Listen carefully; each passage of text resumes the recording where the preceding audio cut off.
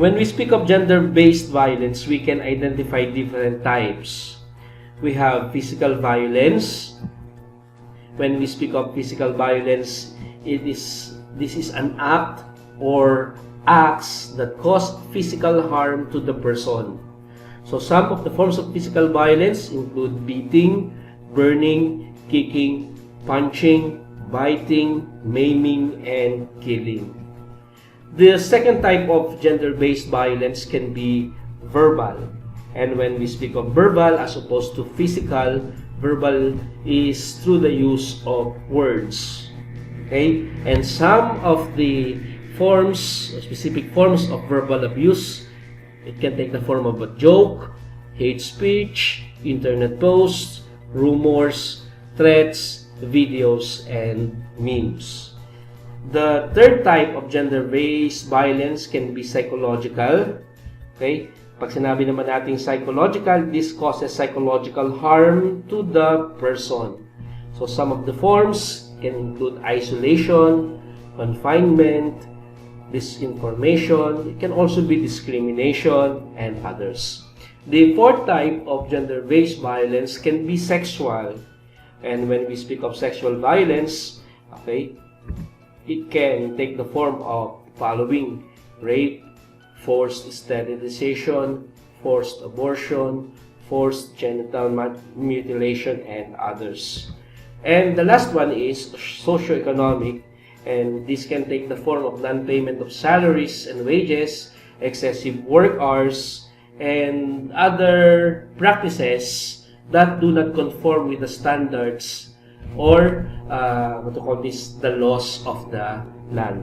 Now, it is important to note that these different types of violence or abuse do not occur, okay, separately. Okay? Oftentimes, these abuses go together hand in hand, or they are experienced by a person altogether. For instance, physical abuse oftentimes are accompanied by verbal abuse. Sexual abuse is accompanied by verbal and physical, and all of which result into psychological abuse. So, nahihirapan yung tao sa kanyang pag-iisip, sa kanyang psyche.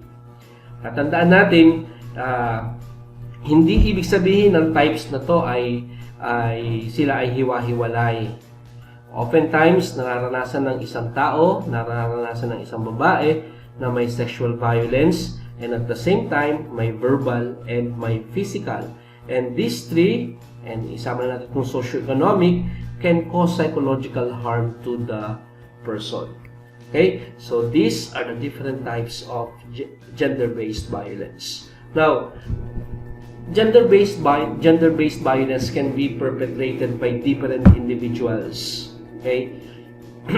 Pwedeng husband and wife, pwedeng parent or parents, pwede ring religious leaders, pwedeng ating mga boss or employers natin, pwede rin yung mga classmates natin and our friends, and even our leaders. So basically, any person can engage into gender-based violence. Now, where do these abuses occur? Now, you must be thinking, saan nangyayari ang mga gender-based abuses na to? It can happen in our homes, it can happen in our schools, it can happen in our workplaces, even in our churches, and on the internet. Dahil nga sabi natin, pwedeng mga memes, okay? Pwedeng mga post, mga jokes. This happens anywhere. And again, this can be perpetrated by anyone.